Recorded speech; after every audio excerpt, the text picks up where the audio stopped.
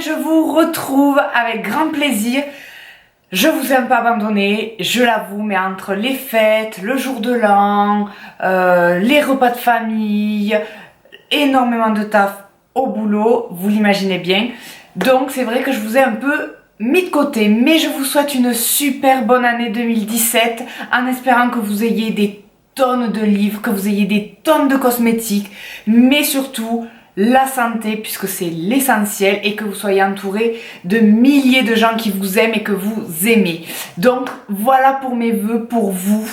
Et forcément, pour cette première vidéo de 2017, je vous propose mon book haul qui va regrouper décembre et janvier, puisque je vais vous montrer en même temps les livres que j'ai reçus en cadeau. Voilà, allez, on commence tout de suite. Donc, comment je vais présenter ça? Comme d'habitude, je vais vous présenter les collections, puisque vous me connaissez, grand collectionneur, achat compulsif, grand malade dans ma tête. J'achète toute la trilogie ou toute la saga quand elle est sortie en entier, même si je n'ai pas lu le tout premier. Bref, donc je vais vous présenter les sagas complètes ou les collections. Je vais vous présenter les livres qui sont en one shot ou qui se présentent seuls parce que je n'ai pas les suites. Et ensuite, en dernier, je vous présenterai ce qu'on m'a offert pour Noël ou le jour de l'an, puisque voilà, on m'a fait des cadeaux aussi pour le jour de l'an. Voilà comment le programme va se dérouler.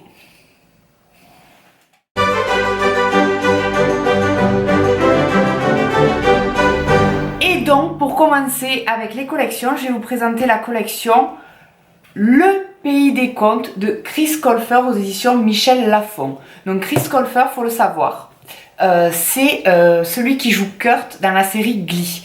Donc Glee, c'est une série que j'ai adorée, tout particulièrement le personnage de Kurt, forcément. Et en fait, quand j'ai su qu'il avait sorti une série de livres, ça m'a beaucoup intéressée, mais bon, après j'avais d'autres choses en tête et donc je les avais complètement zappées. Et là, quand je les ai vus, surtout en livre de poche, je me suis dit, eh ben vas-y, prends-les. Il y en a un cinquième qui va sortir, moi j'ai que les 3 premiers. Donc le premier c'est Le Sortilège perdu, le second c'est Le Retour de la Chanteresse, et le troisième c'est L'éveil du dragon. Excusez-moi pour les reflets. Hop. Et de quoi ça parle? Eh bien, comme vous l'avez imaginé par rapport au titre, ça parle de contes de fées. Donc moi qui suis accro à tout cet univers-là, ça me va très bien. Et on va rencontrer donc Alex et Connor qui, par rapport à un grimoire magique, vont être emportés dans cet univers-là.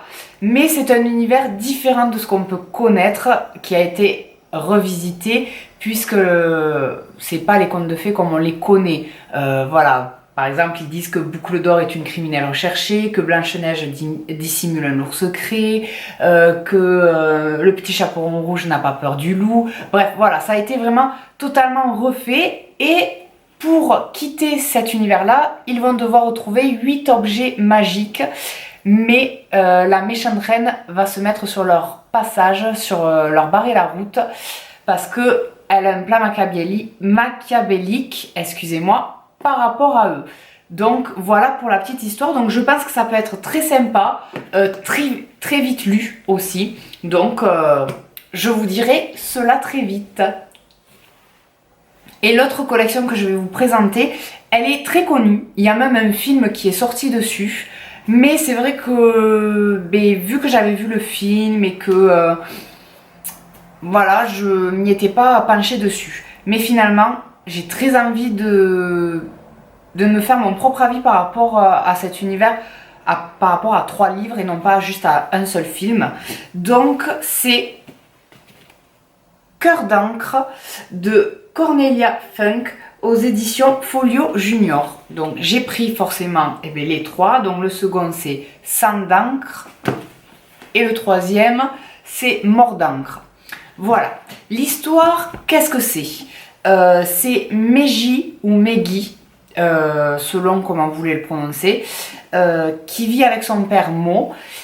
Ils sont tous les deux passionnés énormément de lecture, de livres, donc un peu comme nous, voilà. Sauf que depuis quelque temps, son père ne lit plus à voix haute, ne lui raconte plus des histoires, voilà. Et elle se demande pourquoi. est-ce qu'il y a un secret à travers ce silence?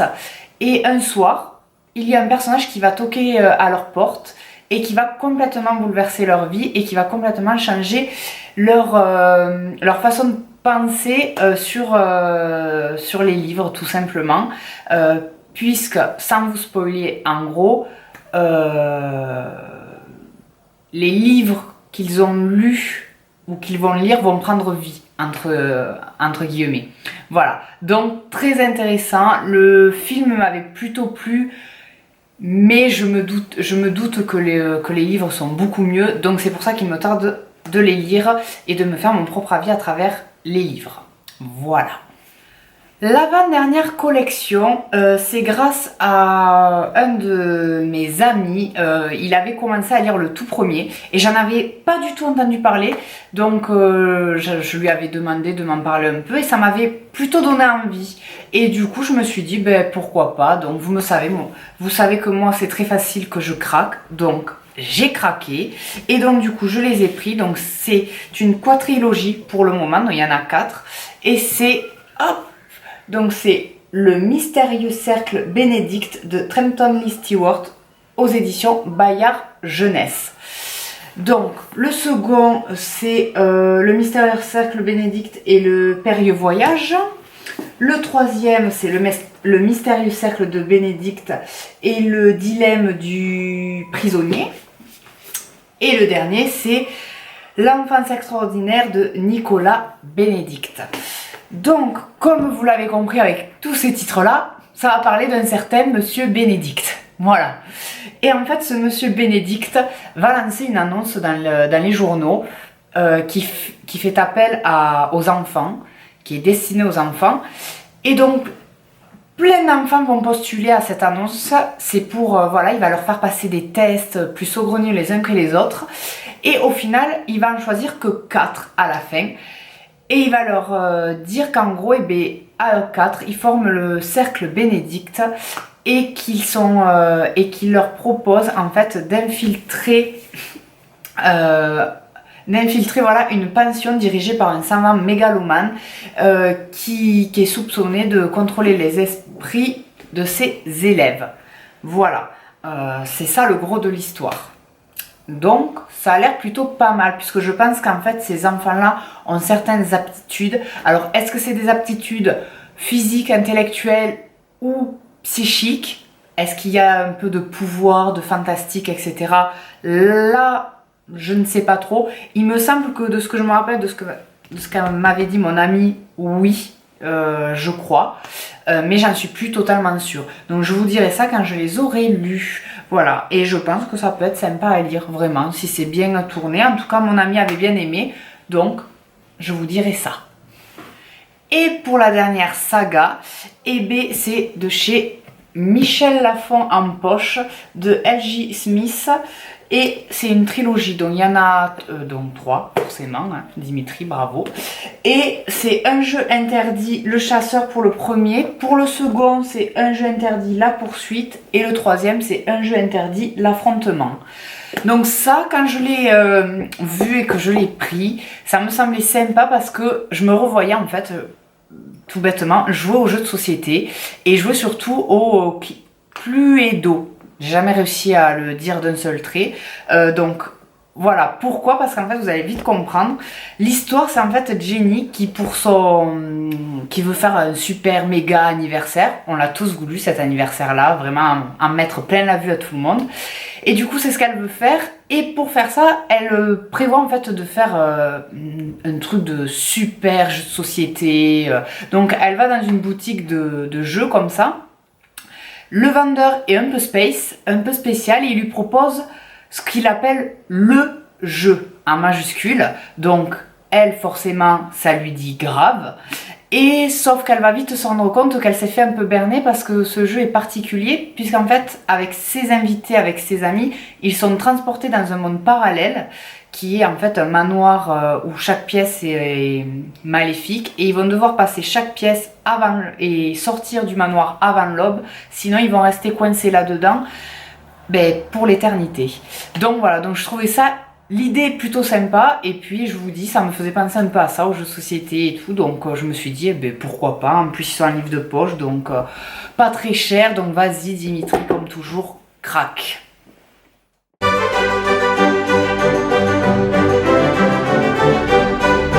Passons au one shot. Donc là j'en ai 3, du moins pour ceux que je me suis acheté moi-même. Donc le tout premier c'est Le Cirque des rêves de Erin Morgenstern aux éditions Pocket. Là, je l'ai pris parce que j'ai vu qu'il y avait beaucoup d'avis positifs sur ce livre-là et que c'était très magique, très ensorcelant comme livre. Donc ça parle tout bêtement d'un cirque, le Cirque des rêves, qui est dans les couleurs noir et blanc. Et en fait, on va suivre Célia et Marco, qui sont 2 illusionnistes prodigieux, mais qui depuis l'enfance s'entraînent pour se défier, en fait, pour être adversaires. Sauf qu'ils sont amoureux l'un de l'autre, mais cet amour peut leur être fatal. Donc voilà, ça mélange vraiment ce côté féerique et enfantin par rapport au cirque et par rapport à ce côté illusion, etc. Et le côté très romanesque et romance d'amour, quoi, avec ce couple-là particulier. Donc il me tarde fortement de le lire et je vous dirai si effectivement j'ai eu des étoiles plein les yeux. Et je vous le donne en 1000, encore une revisite de contes de fées avec Belle de Robin McKinley aux éditions Pocket. Donc, la revisite de La Belle et la Bête. Qu'est-ce qui change par rapport à celui d'origine? Déjà, Belle n'est pas si charmante que ça, puisqu'elle porte ce nom-là, mais physiquement, c'est pas trop ça. C'est plus son caractère et son intellect qui lui doit ce nom-là que le reste. C'est plutôt ses sœurs qui ont hérité de la beauté. Et du coup, quand son père ruiné va partir dans une contrée où il y a sorcières et dragons, etc., c'est là-bas qu'il va rencontrer la bête. Donc, je vous laisse imaginer ce que ça peut donner. Moi, en tout cas, ça me donne très envie, surtout que, franchement, il est très court. Donc, en une soirée, ou pour ceux qui n'ont pas le temps, en quelques jours, c'est bouclé. Donc je vous dirai ça. Je pense qu'il va vite faire partie des livres que je vais lire très prochainement. Et pour le dernier, c'est La véritable histoire de Noël de Marco Leino aux éditions Michel Lafon. Donc celui-ci, je le voulais à tout prix pour Noël. J'aurais aimé le lire pendant cette période-là, mais je l'ai commandé trop tard. Et en plus j'étais en train de lire totalement autre chose. Donc du coup ça sera peut-être pour l'année prochaine. Sauf si je craque avant et que je décide de me le faire. Parce qu'en plus il est pas bien gros. Et j'aime surtout comment ça se présente. Normalement il faut lire, il y a 24 chapitres. Donc forcément normalement il faut lire un chapitre tous les jours au mois de décembre. Comme un calendrier de l'Avent. Donc je trouve ça hyper sympa. Et l'histoire, c'est tout simplement comment le Père Noël est devenu le Père Noël. Voilà, parce que on ne devient pas le Père Noël comme ça.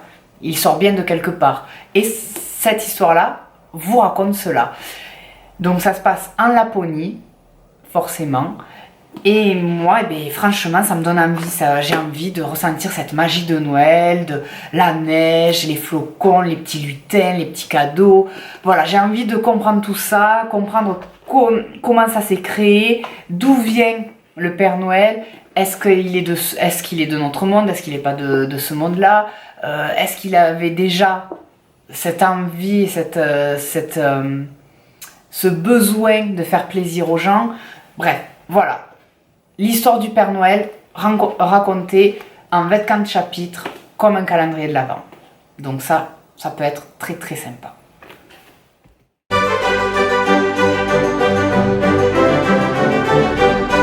On va passer aux cadeaux que l'on m'a offerts. J'adore les cadeaux et je pense que vous aussi. Donc j'ai été pas mal gâtée à Noël, j'espère que vous aussi. Je vais vous en présenter 2 qui viennent de ma meilleure amie et apparemment elle en a un troisième à m'offrir, donc j'attends ça avec impatience. Mais le tout premier qu'elle m'a offert, c'est Au service surnaturel de Sa Majesté de Daniel O'Malley aux éditions Pocket.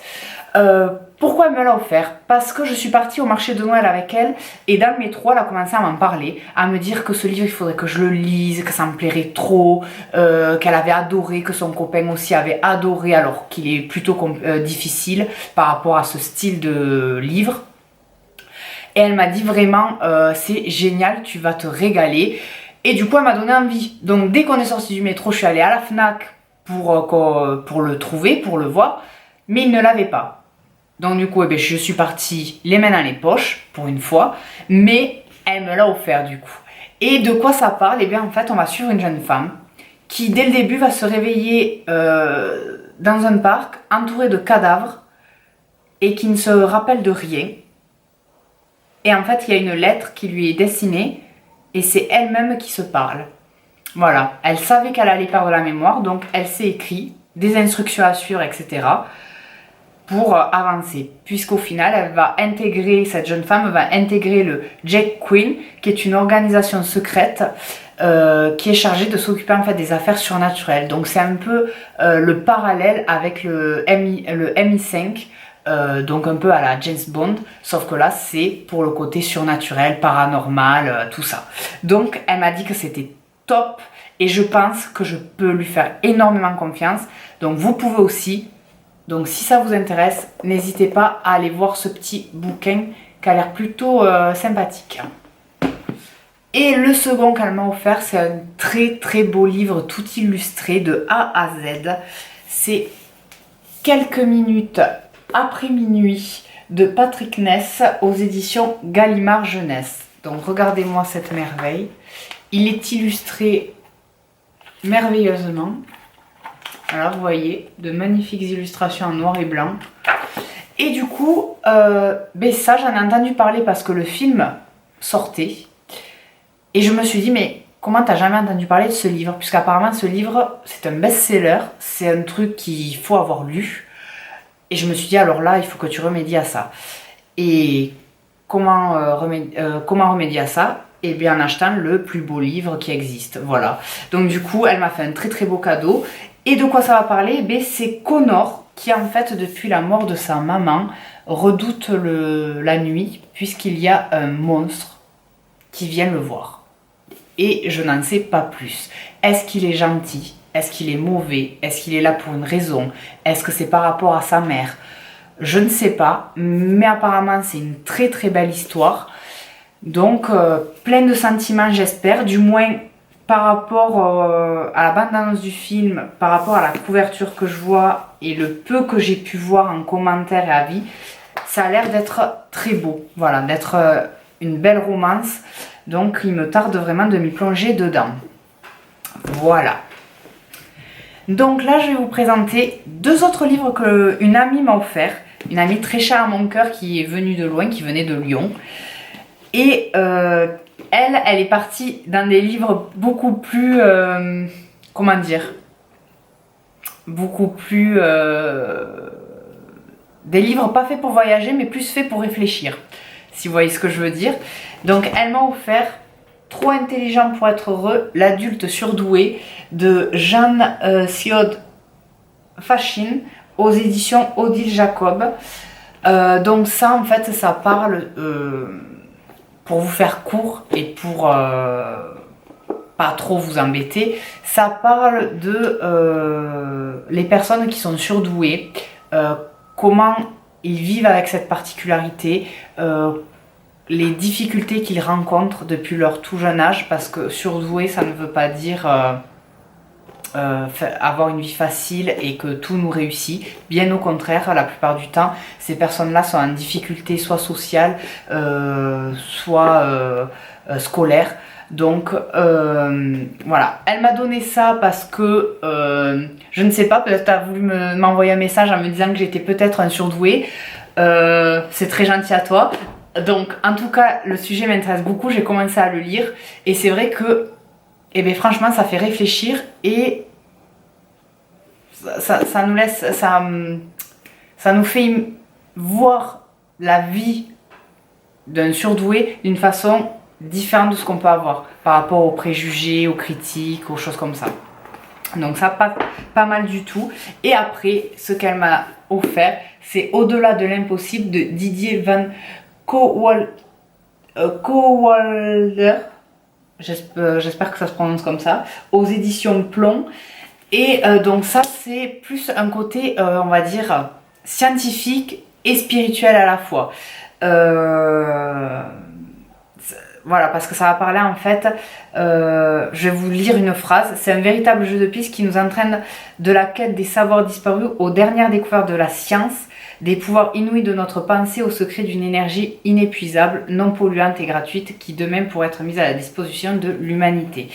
Donc voilà, c'est un peu basé sur tout ce qui est énergie, spiritualité, mais en lien avec la science pour expliquer certaines choses. Parce que souvent, c'est vrai que par rapport à tout ça, si on n'y croit pas ou qu'on n'a pas vécu certaines choses, ben, les gens sont sceptiques. Et donc lui, il prouve certaines choses en mettant la science à contribution.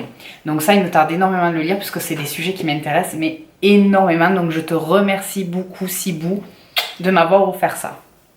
Et le dernier que l'on m'a offert, j'ai eu beaucoup de mal à attendre parce que j'ai failli l'acheter plus d'une fois, c'est Harry Potter et la Chambre des Secrets de J.K. Rowling, mais en édition illustrée, et illustrée par Jim Kay, qui est celui d'ailleurs qui a aussi illustré quelques minutes avant minuit. Après minuit. Avant, après. Et du coup, je suis hyper contente puisque j'avais déjà le 1. Donc regardez-moi ça, toujours aussi magnifique, j'adore, ça fait vraiment replonger dans l'univers Harry Potter, donc trop beau. Et j'espère par contre qu'ils vont sortir tous les livres en illustré, parce que j'ai du mal en fait à imaginer comment ils vont sortir le tome 5 qui fait 1000 pages tout en illustré. Donc j'espère qu'ils vont pas nous planter, qu'ils vont vraiment sortir tous les livres en illustré, parce que si j'ai commencé à avoir le 1 et le 2 et que j'ai pas les autres, ça va légèrement m'énerver. Vous comprenez, je pense. Donc voilà, donc ça c'est le dernier que l'on m'a offert. Voilà, je suis très très contente. C'est un très beau livre qui va rejoindre tous les autres. Et est-ce que je vais le relire? Eh bien, pour être sincère, je pense pas, ou du moins pas de suite. Je pense que ça sera dans très longtemps, parce que, bon, Harry Potter, eh bien, je connais absolument par cœur, et que j'ai tellement d'autres choses à lire que, même si ça me plairait de me replonger dans Harry Potter à travers les illustrations, entre guillemets, il faut que j'avance sur d'autres choses. Mais, à un moment donné, c'est sûr que, quand il faut que l'envie me prenne aussi. Donc, voilà, c'est plus pour mon côté collectionneur et mon côté fan d'Harry Potter, que vraiment pour le relire. Voilà, je suis sincère. Et voilà, c'était le dernier. Mais c'est vraiment pas mal du tout, non? J'ai été gâtée? Je pense que oui. Et voilà mes amours, c'est fini ce book haul de 2017, ma toute première vidéo de cette nouvelle année. On va la clôturer en vous souhaitant encore beaucoup de choses, beaucoup d'argent, beaucoup de santé, beaucoup d'amour, beaucoup de rire, de joie, plein de choses je vous souhaite. Pourquoi? Parce que je vous aime, voilà, tout simplement. Vous êtes des amours de me suivre. On est en plus de plus en plus nombreux, donc vraiment un grand merci. Et moi je vous dis à très bientôt pour une prochaine vidéo. N'hésitez pas à me dire ce que vous voulez voir sur ma chaîne en 2017. Si vous avez des idées, si vous avez des envies particulières, n'hésitez surtout pas à me le dire. Donc mettez des pouces, commentez, suivez-moi si c'est possible, si vous en avez envie, sur Instagram et Facebook. Et puis moi je vous fais de gros bisous.